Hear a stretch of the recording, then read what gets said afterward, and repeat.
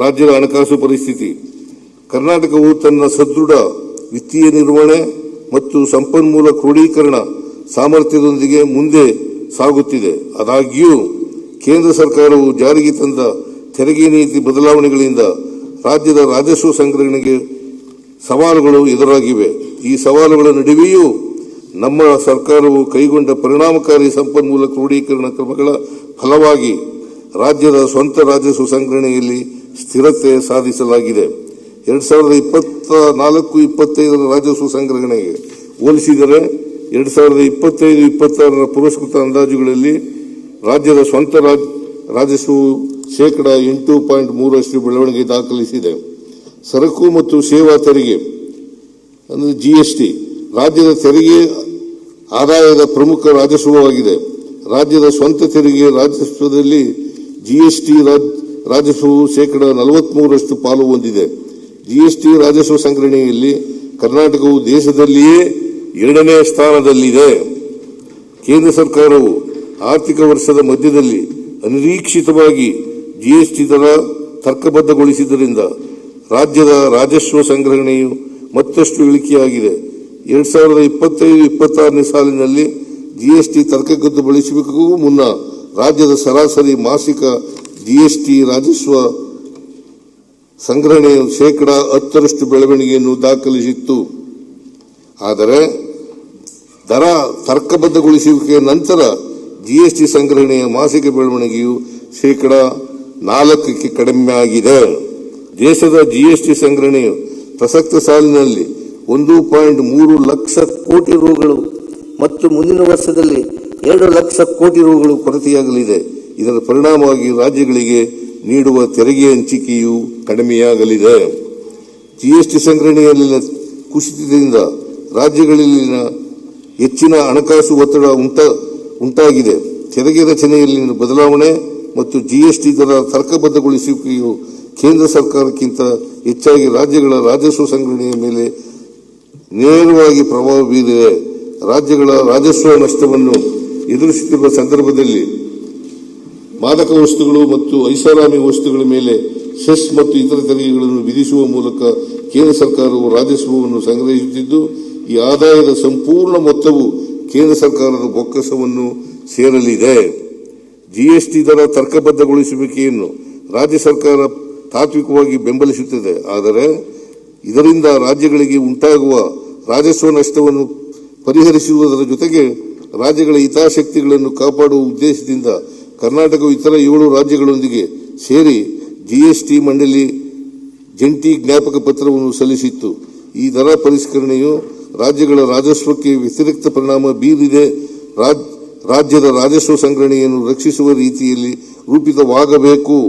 GST ತರ್ಕಬದ್ಧಗೊಳಿಸುವಿಕೆಯಿಂದ ಉಂಟಾಗಿರುವ ರಾಜಸ್ವ ನಷ್ಟವನ್ನು ಸರಿದೂಗಿಸಲು ರಾಜ್ಯಗಳಿಗೆ ಅಗತ್ಯ ಪರಿಹಾರವನ್ನು ನೀಡುವಂತೆ ಕೇಂದ್ರ ಸರ್ಕಾರಕ್ಕೆ ನಮ್ಮ ಒತ್ತಾಯವು ಮುಂದುವರಿಯಲಿದೆ. ರಾಜ್ಯಗಳ ಸ್ವಂತ ತೆರಿಗೆ ರಾಜಸ್ವದ ಮೇಲೆ ಈ ನಿರ್ಬಂಧಗಳ ಹಿನ್ನೆಲೆಯಲ್ಲಿ ಕೇಂದ್ರ ಸರ್ಕಾರದಿಂದ ಸ್ವೀಕೃತವಾಗುವ ತೆರಿಗೆ ಹಂಚಿಕೆಯು ಇನ್ನಷ್ಟು ನಿರ್ಣಾಯಕವಾಗುತ್ತದೆ. 14ನೇ ಹಣಕಾಸು ಆಯೋಗವು ರಾಜ್ಯದ ತೆರಿಗೆ ಹಂಚಿಕೆಯ ಪಾಲನ್ನು 4.713% ಶಿಫಾರಸು ಮಾಡಿತ್ತು. ಆದರೆ 15ನೇ ಹಣಕಾಸು ಆಯೋಗದ ಅವಧಿಯಲ್ಲಿ ರಾಜ್ಯದ ತೆರಿಗೆ ಪಾಲು 3.647ಕ್ಕೆ ಇಳಿಕೆಯಾಗಿದ್ದು, ಇದು ಹಿಂದಿನ ಆಯೋಗದ ಶಿಫಾರಸಿಗೆ ಹೋಲಿಸಿದರೆ 23% ಕಡಿಮೆಯಾಗಿದೆ. 15ನೇ ಹಣಕಾಸು ಆಯೋಗದ 6 ವರ್ಷಗಳ ಅವಧಿಯಲ್ಲಿ ಒಟ್ಟಾರೆ ಸುಮಾರು 65,000 ಕೋಟಿಗಳ ನಷ್ಟ ಉಂಟಾಗಿದೆ. ಇದಲ್ಲದೆ 15ನೇ ಹಣಕಾಸು ಆಯೋಗವು ಶಿಫಾರಸು ಮಾಡಿದ 5,495 ಕೋಟಿ ರುಗಳ ವಿಶೇಷ ಅನುದಾನ ಮತ್ತು 6,000 ಕೋಟಿ ರುಗಳ ರಾಜ್ಯ ಕೇಂದ್ರಿತ ಅನುದಾನಗಳನ್ನು ಕೇಂದ್ರ ಸರ್ಕಾರ ಬಿಡುಗಡೆ ಮಾಡಿರುವುದಿಲ್ಲ. ರಾಜ್ಯಗಳಿಗೆ ನ್ಯಾಯಯುತ ತೆರಿಗೆ ಹಂಚಿಕೆ ಮಾಡಲು ಸಮಾನತೆ ಮತ್ತು ಬೆಳವಣಿಗೆ ಎರಡಕ್ಕೂ ಪ್ರಾಮುಖ್ಯತೆ ನೀಡುವ ಸೂತ್ರವನ್ನು ಶಿಫಾರಸು ಮಾಡಬೇಕು ಎಂದು ರಾಜ್ಯವು 16ನೇ ಹಣಕಾಸು ಆಯೋಗಕ್ಕೆ ಮನವಿ ಮಾಡಿತ್ತು. ಆದಾಯ ಅಂತರಕ್ಕೆ ನಿಗದಿಪಡಿಸಲಾದ ಹೆಚ್ಚಿನ ತೂಕವನ್ನು ಕಡಿಮೆ ಮಾಡಿ ವಿತ್ತೀಯ ನಿರ್ವಹಣೆ ಮತ್ತು ದೇಶದ ಆರ್ಥಿಕತೆಗೆ ರಾಜ್ಯದ ಕೊಡುಗೆಯ ಮಾನದಂಡವನ್ನು ತೆರಿಗೆ ಹಂಚಿಕೆ ಮತ್ತು ಸೂತ್ರ ನಿರ್ಧರಿಸಲು ಪರಿಗಣಿಸಬೇಕೆಂದು ನಾವು ಒತ್ತಾಯಿಸಿದ್ದೇವೆ. 16ನೇ ಹಣಕಾಸು ಆಯೋಗವು 26-31 ಅವಧಿಗೆ ತನ್ನ ವರದಿಯನ್ನು ಸಲ್ಲಿಸಿದೆ ಮತ್ತು ಕರ್ನಾಟಕಕ್ಕೆ .4.13113% ತೆರಿಗೆ ಪಾಲನ್ನು ಶಿಫಾರಸು ಮಾಡಿದೆ. ಇದು 15ನೇ ಹಣಕಾಸು ಆಯೋಗವು ಶಿಫಾರಸು ಮಾಡಿದ ಪಾಲಿಗಿಂತ .13% ಹೆಚ್ಚಳವಾಗಿರುತ್ತದೆ.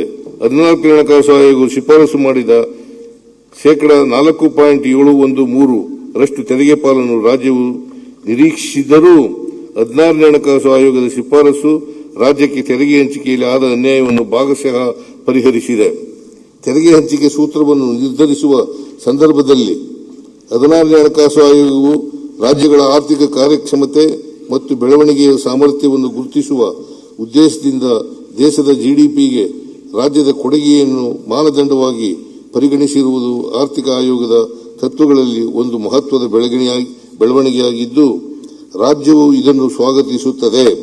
ಮುಂದಿನ ಹಣಕಾಸು ಆಯೋಗವು ಸಹ ಆರ್ಥಿಕ ಕಾರ್ಯಕ್ಷಮತೆ ಮತ್ತು ಬೆಳವಣಿಗೆಯ ಸಾಮರ್ಥ್ಯವನ್ನು ಗುರುತಿಸುವ ಮೂಲಕ ಕರ್ನಾಟಕ ರಾಜ್ಯವು ಸೇರಿದಂತೆ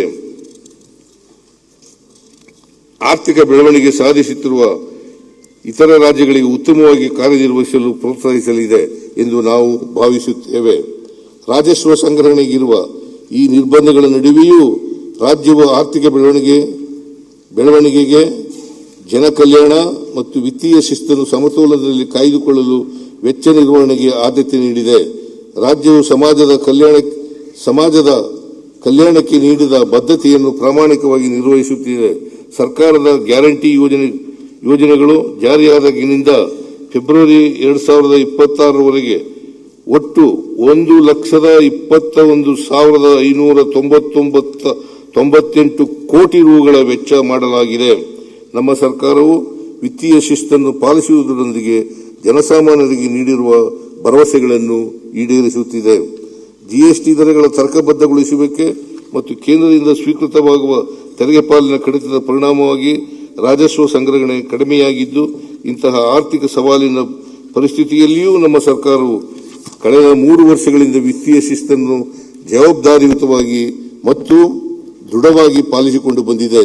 4ನೇ ವರ್ಷದಲ್ಲಿಯೂ ಸಹ ಕರ್ನಾಟಕ ಆರ್ಥಿಕ ಹೊಣೆಗಾರಿಕೆ ಅಧಿನಿಯಮದ ನಿಯಮಾನುಸಾರ ರಾಜ್ಯದ ವಿತ್ತೀಯ ಕೊರತೆಯನ್ನು ಜಿಎಸ್ಡಿಪಿಯ %30 ಒಟ್ಟು ಸಾರ್ವಜನಿಕ ಹೊಣೆಗಾರಿಕೆಗಳನ್ನು ಜಿಎಸ್ಡಿಪಿಯ ನಿರ್ವಹಿಸಲಾಗಿದೆ.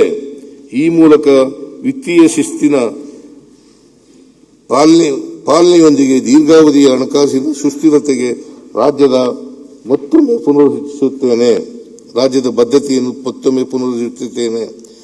ಕ್ಷಣ ಕ್ಷಣದ ಸುದ್ದಿಗಳಿಗಾಗಿ ಫ್ರೀಡಂ ಟಿವಿ ಸಬ್ಸ್ಕ್ರೈಬ್ ಮಾಡಿ, ಲೈಕ್ ಮಾಡಿ ಹಾಗೂ ಫಾಲೋ ಮಾಡಿ. ಹೊಸ ಸುದ್ದಿಗಳ ನೋಟಿಫಿಕೇಶನ್ಗಾಗಿ ಬೆಲ್ ಐಕಾನ್ ಮೇಲೆ ಕ್ಲಿಕ್ ಮಾಡಿ.